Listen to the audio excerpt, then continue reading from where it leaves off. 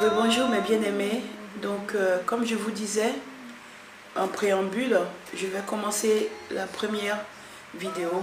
Ça sera le premier témoignage que je mettrai sur ma propre chaîne. Aujourd'hui, on va parler de l'avortement. C'est un sujet très sérieux. C'est pourquoi avant de commencer, on va prier. Père éternel, je te bénis, je te rends toute la gloire. Père, je remets ce moment entre tes mains.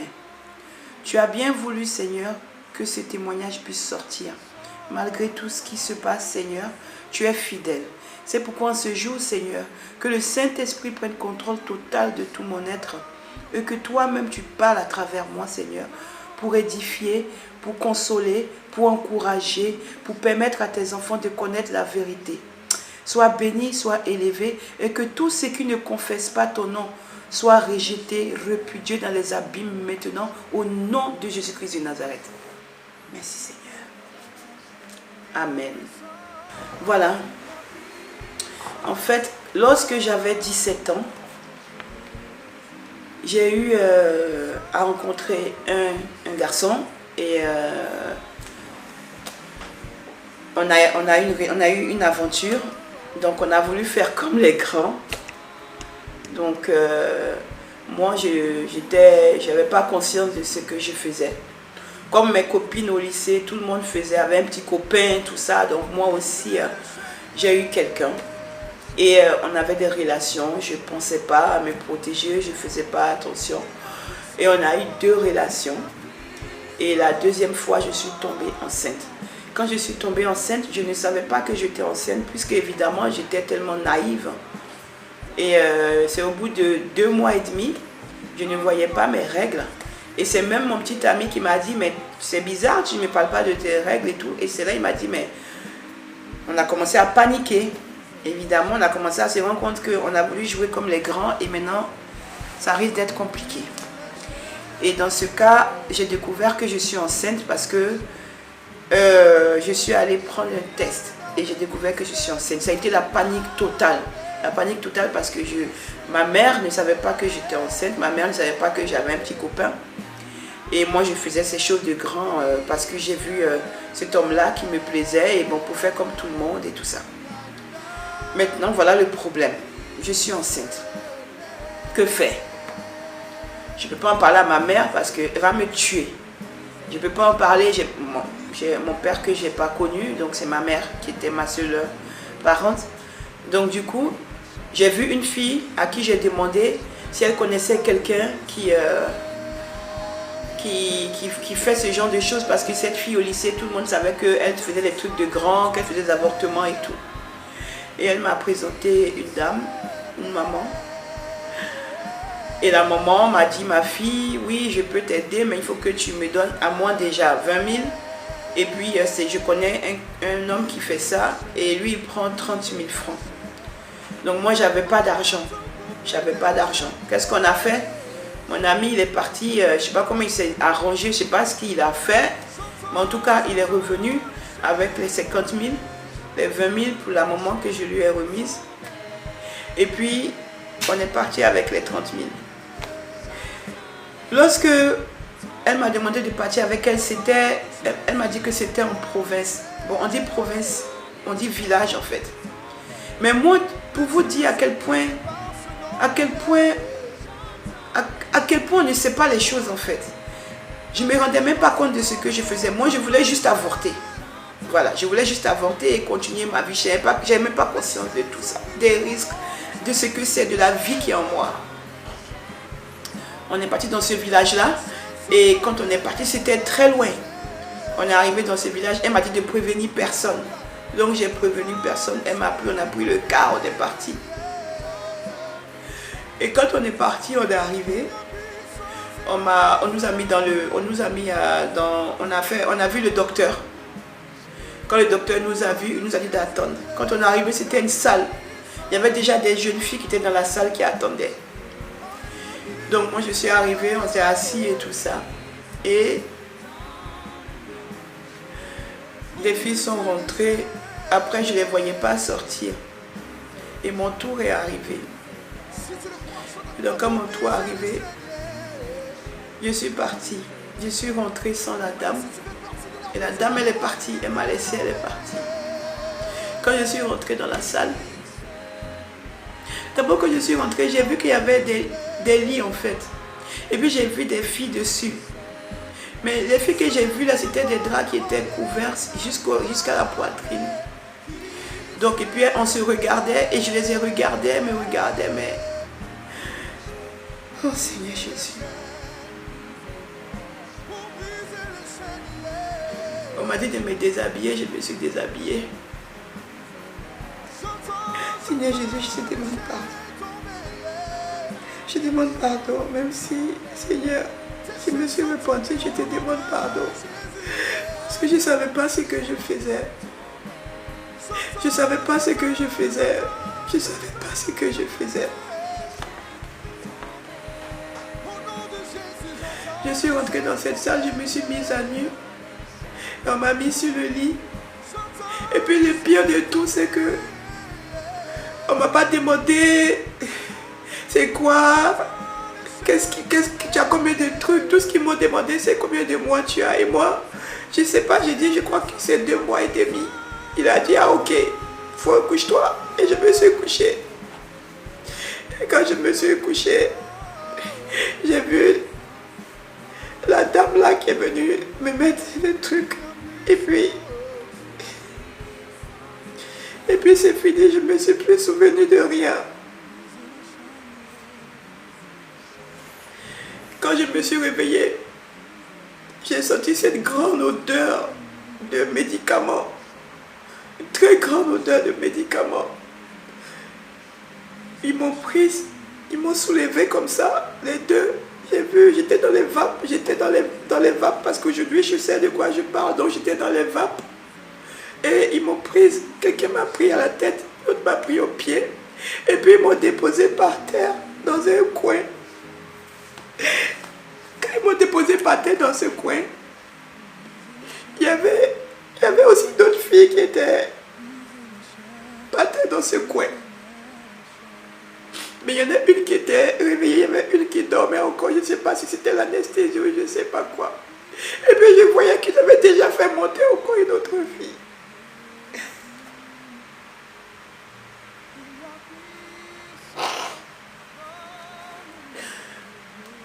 Après, quand c'est fini, ils m'ont juste dit de m'habiller.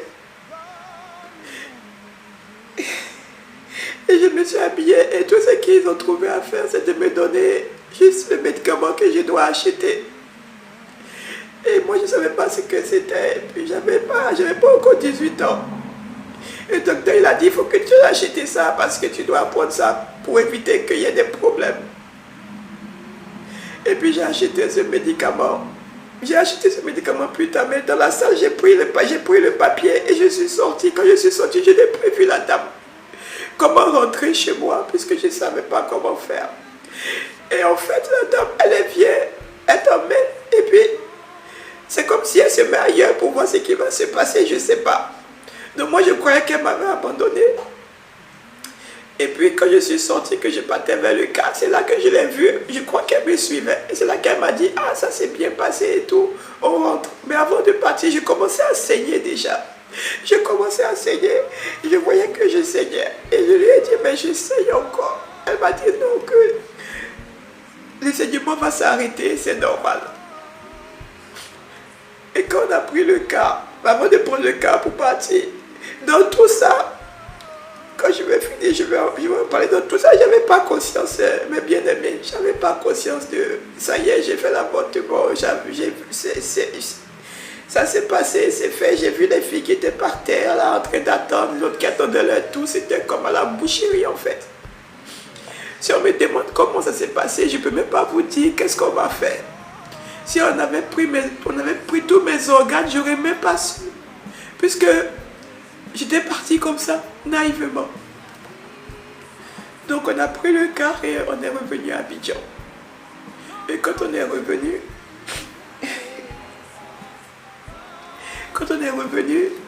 je suis rentrée, j'ai continué à saigner pendant toute la journée. Et j'ai pris le médicament, je ne pouvais pas en parler. Je saignais des gros caillots de sang. Des gros caillots de sang comme ça. Ça sortait comme ça. Je ne pouvais pas parler, je ne savais pas quoi faire, je ne savais pas où aller. Et mon petit ami avait peur aussi. Donc, je ne connaissais pas le Seigneur. Donc, je ne priais pas non plus. C'est-à-dire que j'aurais pu même mourir, tout simplement. Et donc, j'étais là. Je prends du coton. Il m'avait acheté du coton. Je mets, mais ça ne sert à rien. C'est des gros cailloux. Puis quand ça sort, c'est vraiment lourd. C'est comme ça que toute la journée, j'ai souffert. Et là, le lendemain, la nuit, je pensais que je mourrais même. Et la nuit, je ne sais pas ce qui s'est passé. Je pense que le Seigneur était déjà dans ma vie depuis.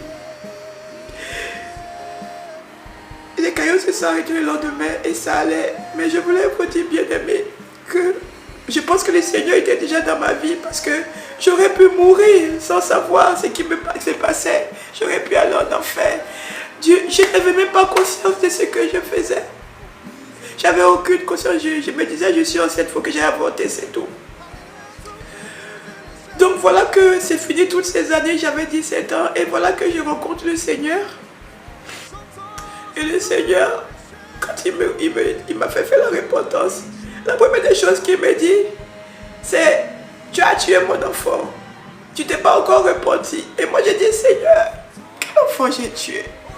Il me dit « Tu as fait un avortement, tu t'es jamais repenti, tu t'es jamais repenti. » Et j'ai dit « Mais oui Seigneur, mais il y a longtemps, il y a 17 ans. » Il me dit « Mais tu ne sais pas que quand tu fais un avortement, c'est un crime. Tu dois demander pardon. » Et moi, je ne savais pas ça. Et c'est là que le Seigneur m'a dit, ok, on va maintenant commencer une série de repentance de tout ce que tu as fait dans ta vie. Et l'avortement était le premier sujet de repentance que j'ai eu à faire avec le Seigneur. Et il m'a donné maintenant ce message pour vous, bien-aimés. Le Seigneur m'a dit que beaucoup de ses enfants font comme ils veulent. Il m'a donné Hébreux 13, 4. Il a dit que l'amour doit se faire. Tout ce qu'on fait doit se faire dans le mariage. Que beaucoup de ces jeunes enfants font des avortements. Beaucoup de ces filles passent le temps à faire des avortements. Toi qui passes ton temps à faire l'avortement. Toi, jeune fille, tu me regardes. Tu passes ton temps à faire l'avortement. Tu es championne d'avortement. Quand on dit, oui, il faut aller soulever les pieds par là, tu t'en vas et après tu es enceinte, tu te caches, tu t'en vas voir le médecin pour faire avortement, c'est avortement. Sache que le Seigneur des Seigneurs, Jésus-Christ de Nazareth, s'adresse à toi. Il m'a dit de te dire que les avortements que tu fais, tu es en train de tuer ces enfants. Si tu ne te repens pas et que tu ne demandes pas pardon et que tu n'arrêtes pas cela, tu ne vas pas voir sa face. Tu ne verras pas sa face. Tu ne verras pas sa face. Il m'a dit de te dire que c'est lui qui donne le mari à ses filles, que c'est lui qui donne le mari à ses enfants. Que nous devons mettre de l'ordre dans nos vies, d'arrêter d'avoir des relations en dehors du mariage, d'arrêter d'avoir des relations en dehors du mariage. Que lui, il agit dans le mariage. Il agit dans le mariage. C'est lui, quand nous restons vierges, parce que nous devons rester vierges jusqu'au mariage. C'est le Seigneur qui l'a dit. Nous devons rester vierges jusqu'au mariage. Et c'est lui qui donne le mari et la femme à ses enfants. Mais qu'aujourd'hui, ces enfants couchent, ils sont ensemble partout. Ils n'ont même pas encore l'âge de mariage, qu'ils ont déjà un copain. Ils font les relations, ils couchent ensemble, ils tombent ensemble, ils avortent à tout va. Et ils ne se répondent pas. Et il m'a dit le pire dans tout ça, c'est qu'on s'est dit que c'est normal. Comme moi je me disais que c'était normal. Je me disais que c'était normal. Vous vous rendez compte que j'ai eu un enfant et je ne savais même pas que c'était un enfant qui comptait parmi tous les enfants que j'allais avoir. Moi, pour moi, c'était juste un enfant que j'ai enlevé et c'est fini. Et le Seigneur m'a dit, tu as eu 5 enfants. Et je dis 5, moi j'ai que 3 enfants, Seigneur Jésus. Il m'a dit, tu as eu 5 enfants. Tu as eu mon fils que tu as tué sans te repentir et tu as fait une fausse couche. Ça fait 2 enfants et plus tes 3 enfants. Mais que l'enfant que tu as eu, que tu as avorté, il t'attend puisque tu ne t'es pas encore repenti. C'est pourquoi, par ma grâce, C'est la repentance que tu vas faire. Et c'est comme ça que le Seigneur m'a fait faire. J'ai fait 9 jours. J'ai fait 9 jours de jeûne. Et la repentance de l'avortement était la première repentance que j'ai faite. Donc en ce jour, je suis brisée. En fait, comment vous expliquer? Depuis que je sais ça, bien que le Seigneur m'ait pardonné, mais je suis plus la même. Parce que j'ai conscience aujourd'hui que j'avais 17 ans. Aujourd'hui, j'ai un peu plus de 40. Donc, ce qui veut dire que mon fils n'est plus... Il m'attendait depuis toutes ces années.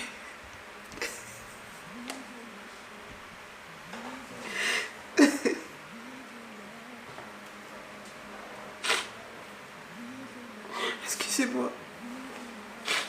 Excusez-moi.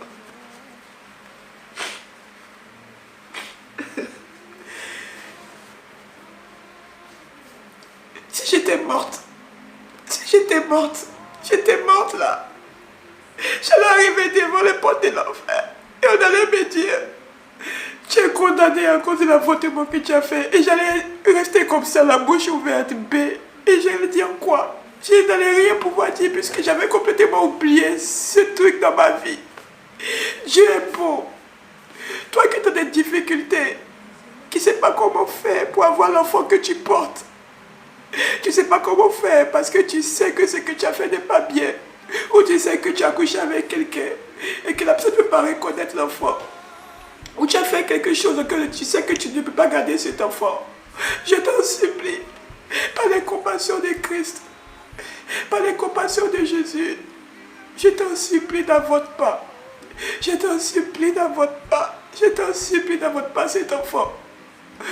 Fais-le vivre pour Christ. Parce que Jésus est mort à la croix pour lui aussi. Le Seigneur m'a dit déjà que quand l'enfant est dans ton ventre, même le sang, le Seigneur, il dit, il sait tout de suite. Il dit, il sait tout de suite. Il dit, il connaît le nombre de nouveaux-nés. Quand une femme est enceinte tout de suite, il sait tout de suite que la femme est enceinte. Oh Jésus. J'ai eu peur quand il m'a dit ça. J'ai eu peur. J'ai eu peur. Et surtout qu'il avait vu même en plus ma fausse couche. Et il m'a dit sec. Et c'est vrai, j'ai eu sec vraiment. Je vous supplie, mes bien-aimés frères, vous qui mettez les filles enceintes, c'est pas la peine que vous les faites engrosser et que vous fuyez. Parce que vous allez rendre compte aussi au Seigneur. Tout ce qu'on peut faire, c'est de ne pas coucher. C'est de ne pas coucher, d'attendre le mariage, d'attendre l'homme que Dieu t'envoie, d'attendre la femme que Dieu t'envoie, de ne pas coucher avant le mariage. Notre Seigneur n'aime pas ça. Notre Seigneur n'aime pas ça. Répondons-nous de nos comportements. Répondons-nous de tout ce que nous faisons. Toi, jeune fille, toi, jeune garçon, toi, jeune homme, quel que soit ton âge, qui fait de fille en fille, qui couche avec les filles, qui les engrosse, qui les abandonne, qui part. Toi, homme, tu couches avec les filles, tu les abandonnes, tu t'en vas. Sache que nous allons tous répondre de ça. Donc c'est le message que je te donne de la part du Seigneur. Arrête les avortements que tu fais. Arrête les avortements que tu fais. Donne ta vie à Christ. Donne-lui ta vie. Donne-lui ta vie, quelle que soit la situation dans laquelle tu te trouves. Même quand il n'y a pas de solution, même quand tout est perdu, ou tu penses que tout est perdu, adresse-toi au roi des rois, adresse-toi au Seigneur, il va trouver une solution. Mais n'avorte pas, n'avorte pas, n'avorte pas, n'avorte pas, n'avorte pas, accouche cet enfant, accouche-le, accouche cet enfant. Vraiment, c'est le message que je donne. Parce que moi, je suis une femme brisée à cause de cet enfant, à cause de cet avortement, que je prends conscience, que j'ai pris conscience de ce que j'ai fait, qui est énorme. C'est-à-dire que j'ai tué, parce que même si ça fait 2 mois et demi, j'ai tué. Donc je me suis repenti. Mais maintenant que je suis en Jésus, maintenant que je connais Christ, je vois ce que j'ai fait. C'est terrible, c'est terrible. C'est terrible, c'est terrible, c'est terrible. C'est pourquoi, bien-aimé, mets de l'ordre dans ta vie. J'ai parlé de jeune fille, mon cas, mais il y a plein de cas. Je vais en revenir au message que le Seigneur m'a donné des avortements qui se passent. Je vais en parler. Je vais en parler en long et en large. Ça, c'était mon avortement à moi dont je parle. Je donnerai ce que le Seigneur a dit en plus. Parce que le Seigneur a parlé aussi de beaucoup de cas d'avortement qui se passent dans le monde. Donc, c'était le message que je voulais vous donner. Nous devons tout remettre notre vie dans la main du Seigneur. Nous devons toujours nous orienter, demander ce que le Seigneur décide pour nous. Qu'est-ce qu'il veut qu'on fasse? Nous ne vivons plus pour nous. C'est Christ qui vit pour nous. Lui, il a toutes les solutions. Il sait quoi faire. Même quand nous ne savons pas quoi faire, lui, il sait comment il va faire. Comment il va arranger. Quelle solution il va faire pour nous faire sortir de là. Mais ne faisons pas notre propre volonté. C'est le message que je voulais vous donner. Merci Seigneur parce que tu as permis que je donne ce message. Merci Seigneur parce que tu as pris le contrôle. Seigneur, je te bénis parce que j'espère que quelque part sur cette terre, ce message pourra toucher un frère ou une soeur pour qu'il puisse se repentir de tous ces péchés abominables que nous faisons, Seigneur, qui t'attristent, Seigneur. Je te rends toute la gloire, cet esprit. Je te rends toute la gloire, Seigneur. Sois béni, sois exalté, sois glorifié parce que tu es le seul, tu es l'unique. Tu es Jéhovah Rapha, tu es Yahushua, tu es El Shaddai. Tu es le tout-puissant, le roi des rois, celui qui tient toutes choses entre tes mains. Nul n'est comparable à toi, nul n'arrive à la plante de tes pieds. C'est pourquoi le ciel est ton trône éternel et la terre est ton marchepied. Sois glorifié, sois honoré, sois exalté au-delà de tout, Seigneur Jésus-Christ. Mon âme te bénit, mon âme te loue. Mon âme te dit gloire, gloire, gloire, gloire, gloire, gloire jusqu'à la fin des temps. Au nom de Jésus-Christ, j'ai prié. Amen.